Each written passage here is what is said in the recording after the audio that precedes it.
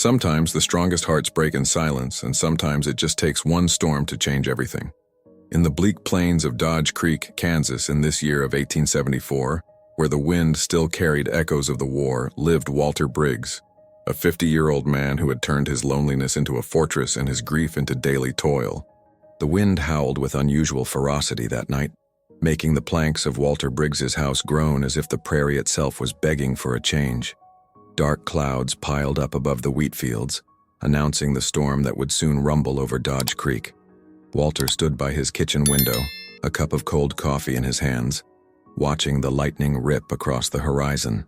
50 years old, and yet he felt like a man who'd never truly lived. Ever since Abigail had died of yellow fever, 25 long years ago now, Walter had cultivated his farm and his silence with the same unyielding determination. The other men in the area had taken wives, started families, filled their homes with children's laughter. He'd chosen to stay true to a ghost. Thunder rumbled in the distance and Walter closed his eyes. In moments like these, when a storm approached, he always remembered Abigail. She loved thunderstorms. "Listen, Walter," she'd tell him, placing her delicate hand on his arm. "It's the sky dancing." He'd kept that phrase etched in his heart like a treasure, even though it hurt him every time he thought of it.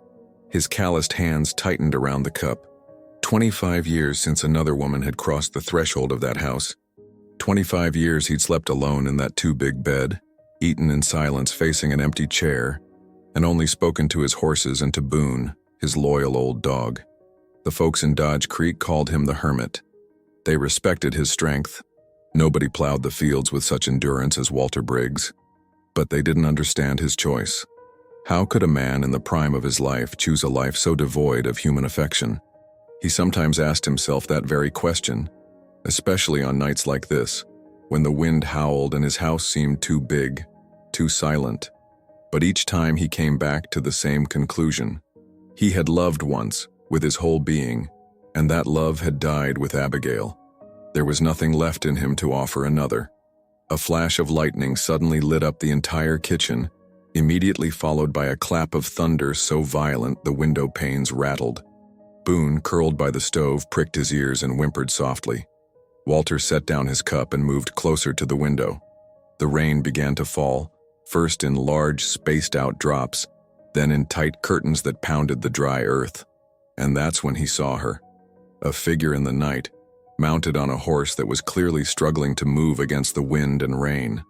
The shape neared his house, wavering, as if it might fall any second. Walter squinted. In this storm, who in tarnation would be riding toward his isolated farm? The rider stopped before the door, and Walter realized it was a woman. She slid off her mount with exhausted movements, and her horse, a poor beast with flanks hollowed by fatigue, nearly collapsed. Walter hesitated only a moment. Then he grabbed his hat and stepped out into the storm. If this story intrigues you as much as it thrills us to tell it, don't hesitate to subscribe to our channel so you don't miss any episode of this moving saga.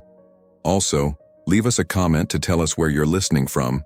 Your support encourages us to keep going, and now let's discover together who this mysterious rider is. The rain whipped Walter's face as he approached the stranger.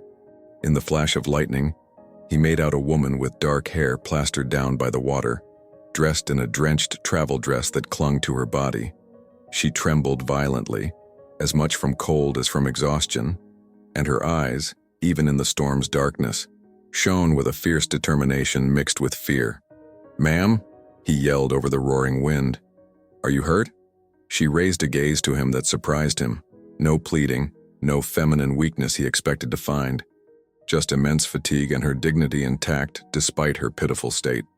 "My horse," she said in a hoarse voice. "He can't go on. I only ask for shelter for the night, mister. I'll pay." Walter quickly examined the animal. The poor gelding hung its head, its flanks heaving. Its legs trembled and whitish foam escaped its nostrils. This beast had been pushed beyond its limits. "Your horse needs looking after right away," Walter replied, taking the reins. "And so do you. Come on in." The woman hesitated a moment, as if accepting his help pained her. Then she nodded and followed him toward the house, her steps uncertain on the soaked earth. Once inside, Walter lit an oil lamp, while she stood still near the door, dripping wet, arms wrapped tightly around herself. Boone approached cautiously, sniffing at this strange presence with curiosity. Emmeline Carter. She simply introduced herself, without taking off her wet gloves. Walter Briggs. Sit by the stove, Mrs. Carter. I'll fetch some blankets. Widow Carter, she corrected with a bitter edge in her voice. And thank you. Walter stopped on his way to his linen cupboard. Widow. He knew that kind of loneliness, even if his was different. When he returned with dry, thick blankets, he found Emmeline exactly where he'd left her, straight-backed despite her exhaustion, refusing to impose. The stove, he gently insisted. You'll get sick. This time, she obeyed. Settling onto the wooden chair, she let out a sigh of relief that spoke volumes about the hardships she'd endured. Walter wrapped her shoulders in a blanket, carefully avoiding any direct contact. Where are you coming from in this weather? He asked, putting water onto heat. The next town is 2 days' ride away.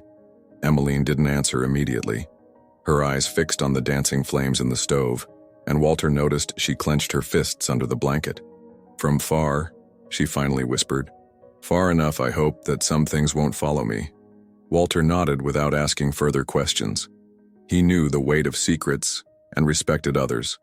He made some hot tea and handed a cup to Emmeline, who accepted it with obvious gratitude.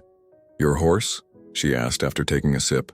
He'll make it, but he'll need several days of rest, maybe a week.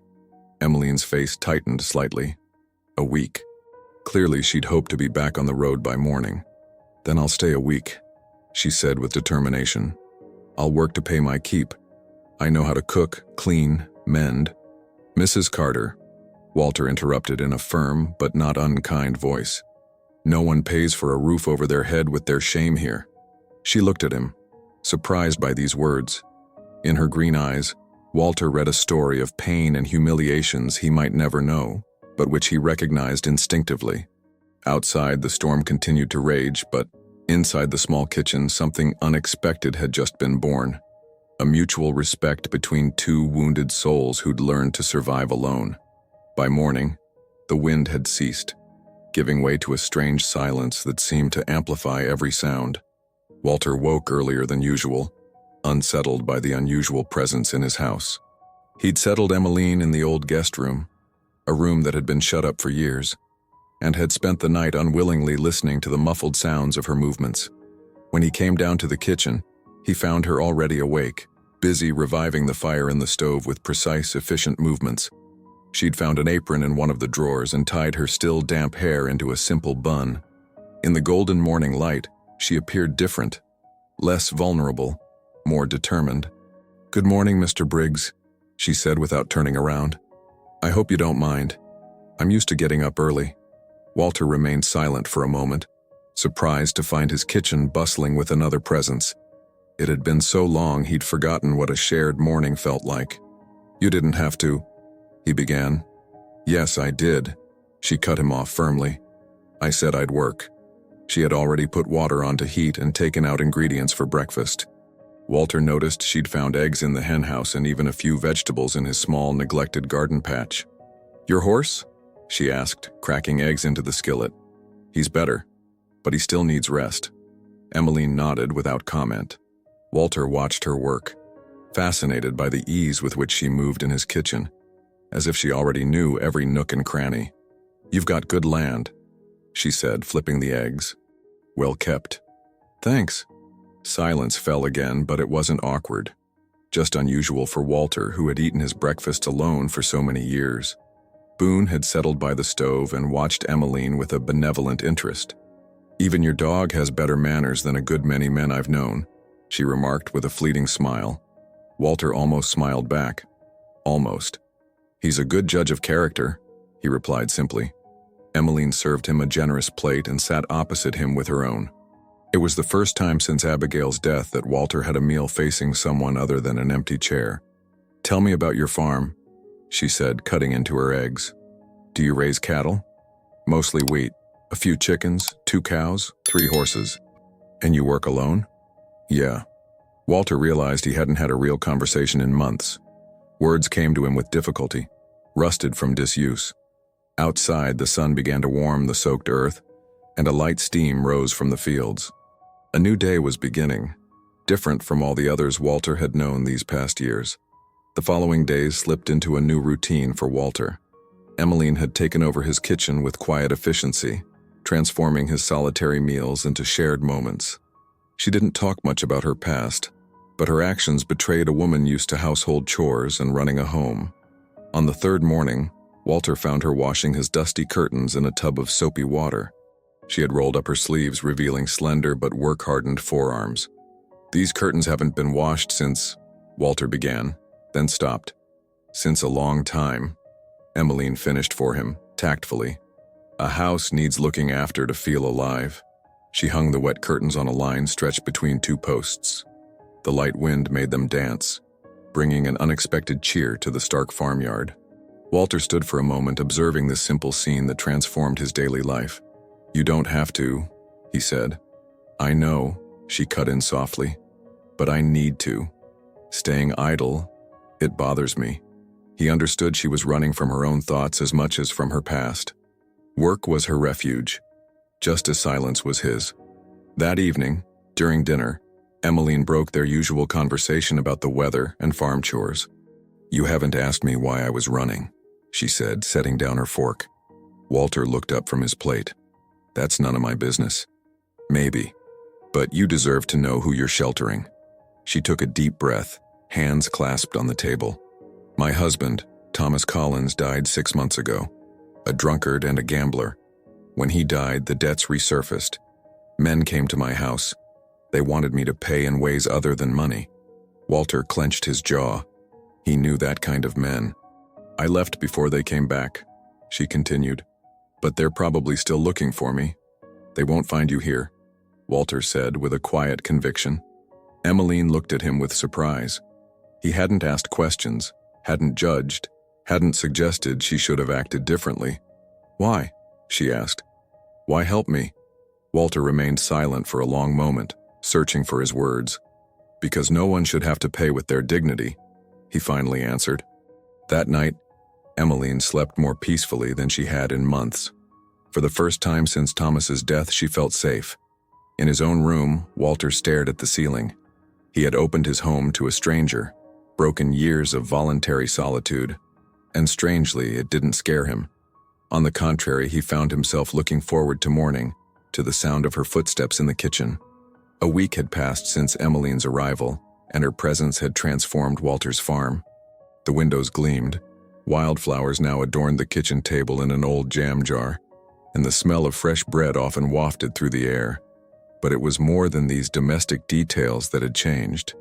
It was the very atmosphere of the house that seemed more alive. Walter observed these transformations with a mix of gratitude and apprehension.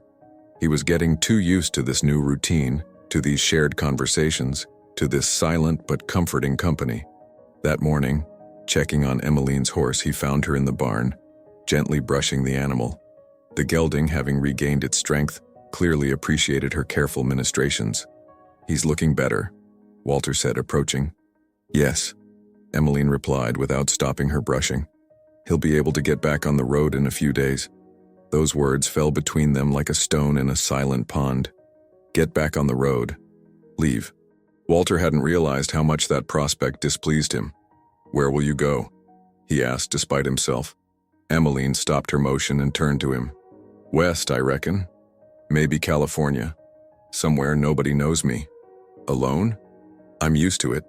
Walter nodded, but something in him rebelled at the thought of letting her go back out into the unknown, unprotected, with no one to look out for her. Later that day, as he was fixing a section of fence, he saw her come out of the house with a basket. She was heading toward the small, neglected vegetable patch behind the barn.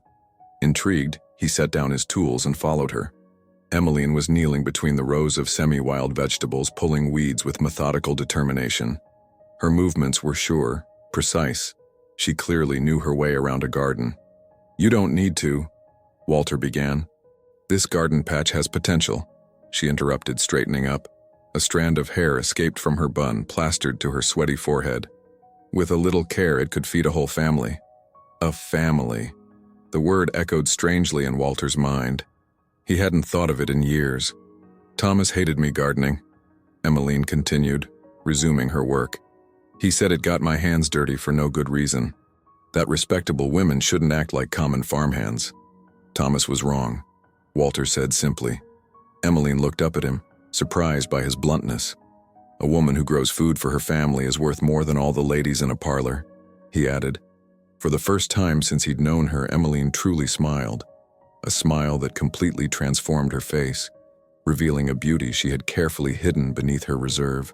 Walter felt something tighten in his chest, a feeling he thought had died with Abigail 25 years earlier. The wind picked up gently, carrying the scent of freshly tilled earth and wildflowers. For the first time in decades, Walter's future no longer seemed as predictable as before. That evening after dinner, Emmeline discovered something that froze her in place. While tidying the dishes, she spotted a small carved wooden music box covered in dust on the high shelf. Curious, she gently took it down. "What's that?" Walter asked, seeing her examine the object. He stiffened immediately, recognizing the box he hadn't touched in years. "Don't," he began, but Emmeline had already wound the key. A sweet, melancholic melody filled the kitchen. A simple waltz, played by a delicate mechanism that resonated with crystalline purity in the silence of the house. Walter closed his eyes, his face contorted with pain. "That was Abigail's," he said in a hoarse voice. "Her last gift before she took ill." Emmeline immediately stopped the music, understanding her blunder. "I'm sorry. I didn't know. No, it's fine." Walter reopened his eyes, his gaze lost. "She loved that melody. She always asked me to dance with her when she played it." "You danced?" Emmeline asked softly. A sad smile crossed Walter's face. "I tried. I was clumsy, but she laughed, and that was worth all the dances in the world." Emmeline carefully placed the music box back on the table. In the flickering light of the oil lamp, Walter suddenly seemed younger and infinitely more vulnerable. "You miss her," she said. It wasn't a question. "Every day for 25 years. That's why you never." Walter nodded. "I could never imagine loving anyone else." Emmeline understood that loyalty to the past. She herself had believed her heart had died with her hopes of happiness. "And now?" she whispered. Walter looked at her for a long moment, as if truly seeing her for the first time. Then he reached out for the music box and, slowly, wound the key again. The melody began again, even softer in the silence of the night. "Now," he said, rising and holding out his hand to her, "I'd like to learn to dance again." Emmeline's heart beat faster. This invitation was far more than a simple dance. It was a step toward the future, toward healing, toward the possibility of new love. In the golden light of the lamp, Walter and Emmeline faced each other in the center of the kitchen. The music box melody continued its tender waltz, filling the space between them with fragile magic. Walter took Emmeline's hand with infinite delicacy, as if he were touching something precious that might break. His palm was calloused, marked by years of hard labor, but his touch was unexpectedly soft. "I'm not much of a dancer," he murmured uncertainly. "Me neither," she replied with a shy smile. "Thomas used to say I was too stiff." Thomas was wrong about a lot of things. They began to move slowly, awkwardly at first, their feet searching for the rhythm. Walter had placed his free hand on Emmeline's back, and she felt the warmth of his palm through the fabric of her dress. It was the first tender touch she'd received in years. "Abigail must have been very patient," she said softly. "She laughed a lot," Walter replied, his eyes lost in memory. "She said I danced like a bear, but she kept asking me to dance." Little by little, their movements found a harmony. They weren't dancing with their memories anymore, but together, in this present moment that belonged only to them. "Walter," Emmeline whispered. "Yes? Thanks for opening your door to me." He looked at her intensely. "Thanks for knocking." The music gently stopped, but they remained embraced for a few more seconds, as if they feared breaking this fragile moment. The silence that followed was no longer the same as the one that usually filled this house. It was a knowing silence charged with new possibilities. "It's getting late," Emmeline finally said, though she had no desire to pull away. "Yes," Walter agreed, without immediately letting go of her. When they finally parted, something had shifted between them. An invisible barrier had just fallen. That night, Walter stayed awake for a long time, looking out his window at the stars shining above his land. For the first time since Abigail's death, he didn't feel like he was betraying her memory by thinking of another woman. In her room, Emmeline still touched her hand where Walter had held it. She who had believed she could never trust a man again, she who had thought her heart was permanently closed, felt something reawaken within her.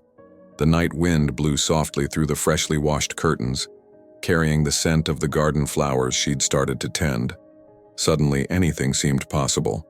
The days following that first dance were different. A new complicity settled in between Walter and Emmeline, made of exchanged glances, fleeting smiles, and shared silences that were no longer awkward. One morning, while preparing breakfast, Emmeline discovered a bouquet of wildflowers placed near her cup. Daisies and cornflowers picked from the field, still wet with dew. Walter had already left for the stables, but this small gesture touched her deeply. The next day, it was Walter's turn to find a surprise. His work shirts, neatly mended and pressed, hanging on hangers Emmeline had made from willow branches. These discreet gestures wove a precious intimacy between them. Without words, without declarations, just simple actions that spoke louder than promises.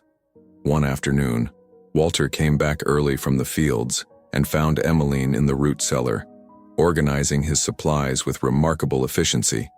She had labeled jars, lined up preserves, and transformed this dusty space into an orderly pantry. "You didn't have to," he began. "Walter," she gently interrupted, "stop apologizing for me being here." He looked at her, taken aback. "I'm not doing this out of obligation," she continued. "I'm doing it because I want to take care of this place, to take care of you." These last words hung between them like an unexpected confession. Emmeline blushed slightly, aware she'd revealed more than she'd intended. "Emmeline," Walter said, approaching her, "there's something you need to know." She raised her eyes to him, heart pounding. "I never, with any woman, even before Abigail, I hadn't, and after she died I never wanted to." This revelation surprised her. A 50-year-old man, still untouched, loyal to a youthful love for so many years. "Why are you telling me this?" she whispered. Walter took her hands in his, a gesture that was now familiar to him. "Because you make me want to live again. Truly live. And I'm afraid I won't know how." Emmeline felt her eyes well up. This vulnerability, this brutal honesty touched her to her core. "I'm scared too," she confessed. "Thomas told me for years I was flawed, that my body was useless. I don't know who I really am anymore. You are the woman who turned my house into a home." Walter replied simply. "You are the one who brought life back to where there was only survival." The wind blew softly through the open root cellar window, making the dried herbs hanging from the rafters dance. Outside, the world went on, but here, in this enclosed space, two wounded souls were gently learning to tame each other. The fragile idyll blooming between Walter and Emmeline was brutally interrupted one July morning.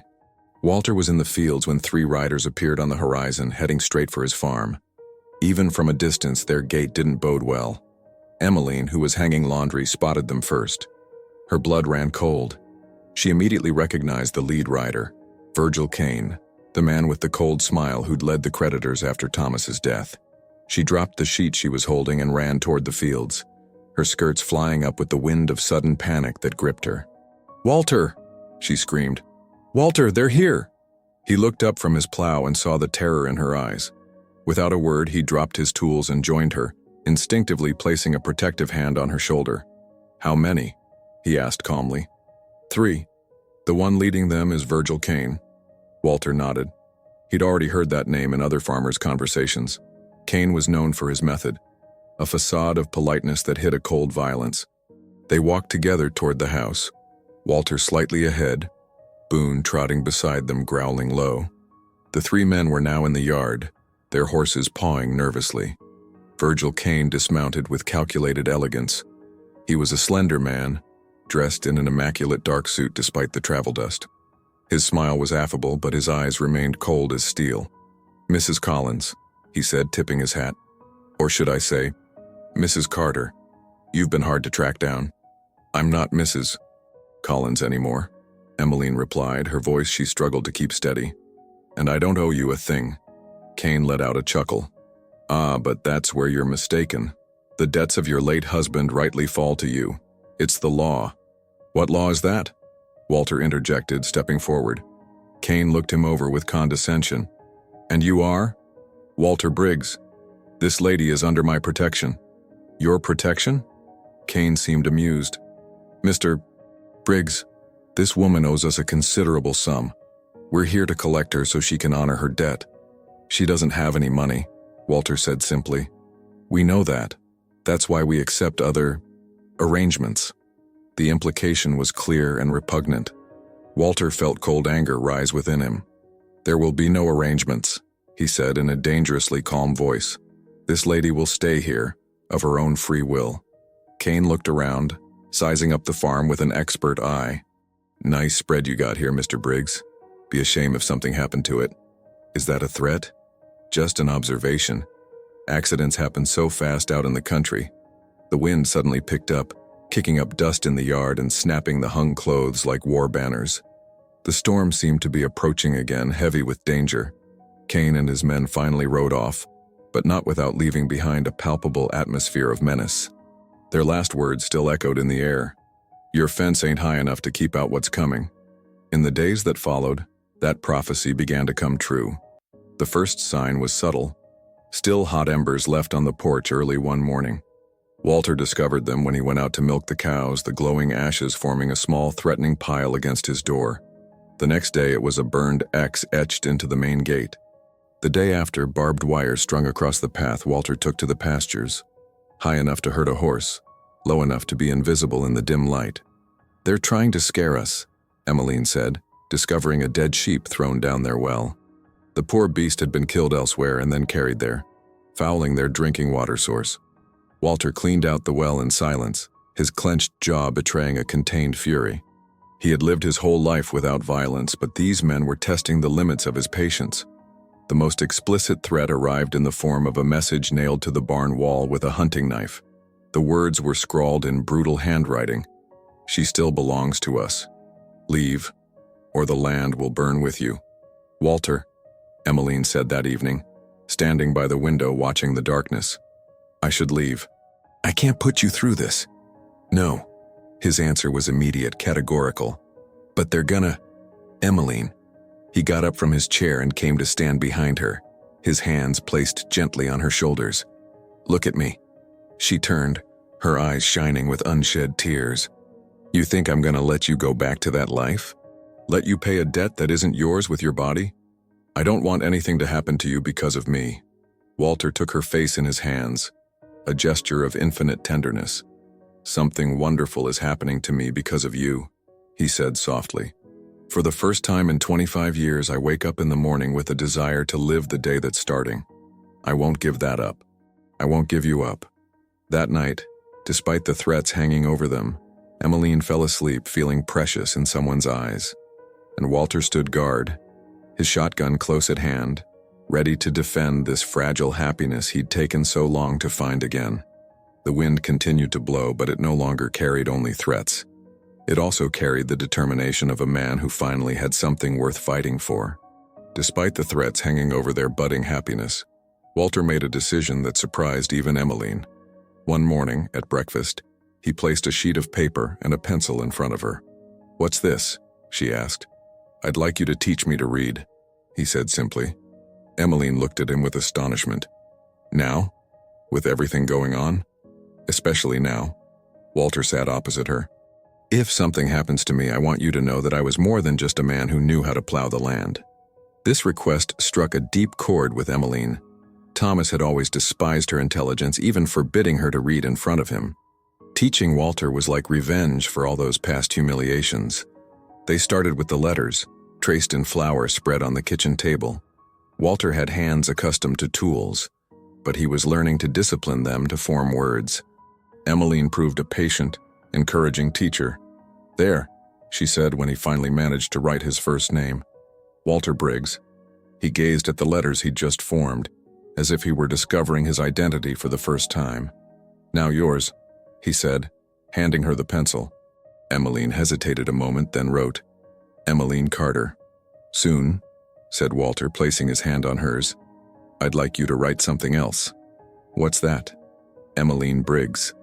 The pencil trembled in Emmeline's fingers. Walter, you're asking me? I'm telling you I'd like you to stay, forever, as my wife. Tears welled in Emmeline's eyes. But I can't give you children. Thomas always said I was barren, Thomas was wrong about everything, Walter interrupted with a quiet conviction. And even if that were true, I'm not marrying you to have children. I'm marrying you because you've turned my survival into life.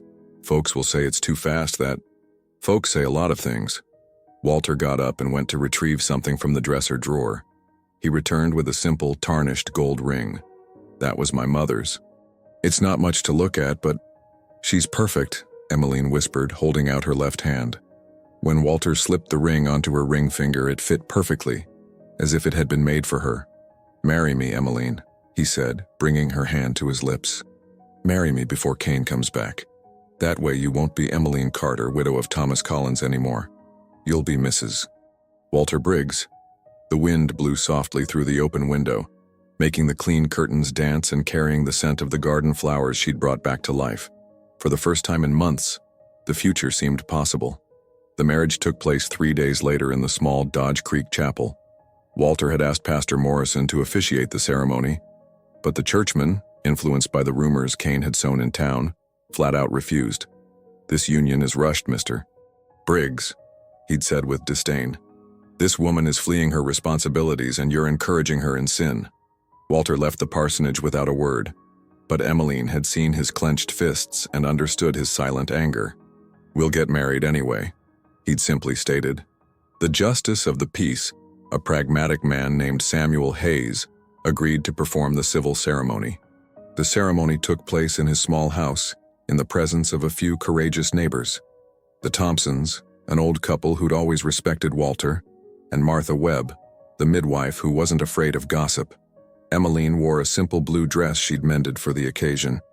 Walter had donned his only suit, the one he saved for funerals and which still smelled of mothballs. But when they exchanged their vows, their eyes shone with a pure joy that made all their modesty radiant. Do you, Walter Briggs, take Emmeline Carter to be your lawful wife? Asked Judge Hayes. I do, Walter replied, his firm voice carrying through the room. And do you, Emmeline Carter, take Walter Briggs to be your lawful husband?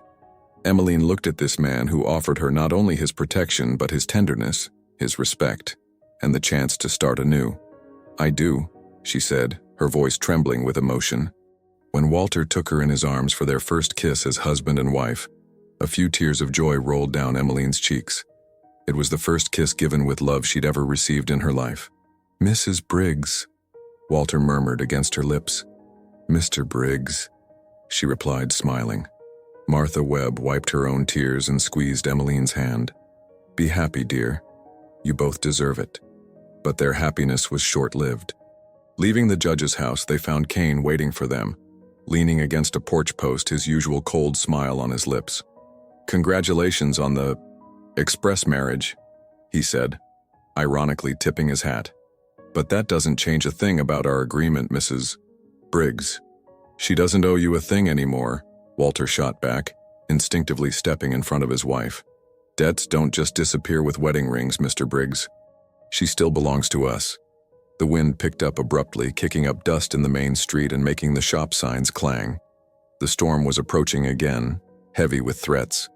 The climax arrived on a stifling July night. Walter and Emmeline were sleeping peacefully in their marital bed when Boone began to bark furiously in the yard. Walter woke immediately, all his instincts on alert. What is it? Emmeline murmured. Stay here, Walter said, grabbing his shotgun, and lock the door behind me. But he barely opened the bedroom door when an acrid smell hit him. Smoke. A lot of smoke. Fire, he yelled. They set the barn on fire. Through the window, Emmeline saw orange flames dance against the dry wood of the building. Kane and his men had finally made their move, trying to force their hand through destruction. Walter burst out, Emmeline on his heels despite his orders to stay inside. They found Kane and his 2 henchmen near the burning barn, not fleeing but watching their handiwork with satisfaction. You're destroying my property, Walter roared, his rifle pointed at them. "Prove it," Kane shot back with his icy smile. "We were just passing by when we saw the fire, right, boys?" His accomplices chuckled. They were 3 against 1, armed and confident in their impunity. But they had made a fatal mistake, underestimating the effect of their actions on the Dodge Creek community. Boone's barking and the glow of the flames had alerted the nearest neighbors. The Thompsons arrived first, followed by Martha Webb and her husband, then by other farmers who'd seen the smoke despite the late hour. In a few minutes, a dozen or so men and women from the area surrounded the 3 troublemakers. Some carried lanterns, others farm tools, all with the hard faces of folks who'd finally had enough. "We've all caught on to your little game, Kane," said Samuel Hayes, the justice of the peace who had just married Walter and Emmeline firmly. "The intimidation, the threats, and now this." "You don't have any proof," Kane protested. But for the first time, his confidence wavered. "We have eyes," Martha Webb retorted. "And we've had enough of seeing an honest couple terrorized by vultures like you." Thomas Thompson, the old neighbor, spat in the dust. "That lady's a Briggs now, and Walter Briggs is one of our own. Anyone who messes with him messes with all of us." Kane looked around and realized the balance of power had shifted. Against a united community, his 3 men were nothing. "All right, fine," he said, climbing back into his saddle with forced dignity. "We're leaving. But this ain't over." "Yes, it is," Walter replied simply. "And if you set foot on my land again, it won't be a community matter anymore, but between you and me." The 3 riders rode off into the night, their figures swallowed by the darkness. The wind gradually dispersed the smoke, and the neighbors helped put out the last flames. For the first time since her arrival, Emmeline truly felt at home. 6 months later, in the dead of winter 1875, a miracle happened in the Briggs home. Emmeline, who was preparing breakfast as she did every morning, was suddenly taken ill. Nausea, dizziness, and unusual fatigue that didn't fit her usual routine. Martha Webb called in for consultation, confirmed what Emmeline hadn't even dared to hope for. "You're expecting a child, my dear," the midwife announced with a beaming smile.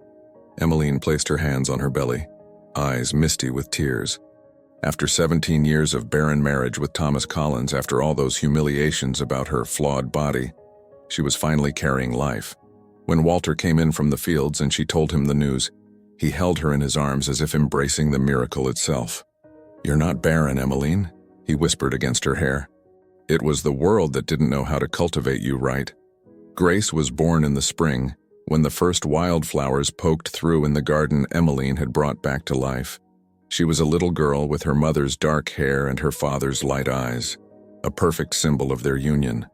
Walter, who had never held a baby in his arms, was discovering this late fatherhood with wonder. He spent hours rocking his daughter, murmuring soft words with that deep voice that had learned to express tenderness. Emmeline had turned the old guest room into a schoolroom. 3 times a week, children from the surrounding farms came to learn to read and write. Walter, who now mastered the alphabet, sometimes helped his wife, tracing letters on the slate with touching pride. Above the blackboard, Emmeline had written a simple sentence: "Where there are words, there is freedom." A year after their marriage, Walter had a wooden plaque carved and installed above the front door. "Briggs family, 1875. Emmeline traced the carved letters with emotion. For the first time in her life, she truly belonged somewhere. The farm prospered. Walter's fields had never been so productive. The vegetables from Emmeline's garden now fed several families in the area, and their house had become a gathering place for neighbors. In the evenings, when the work was done, Walter sometimes brought out Abigail's old music box. But now, the melody no longer spoke of nostalgia. It accompanied Grace's first wobbly steps, Emmeline's laughter, the soft conversations of a couple who had learned to love.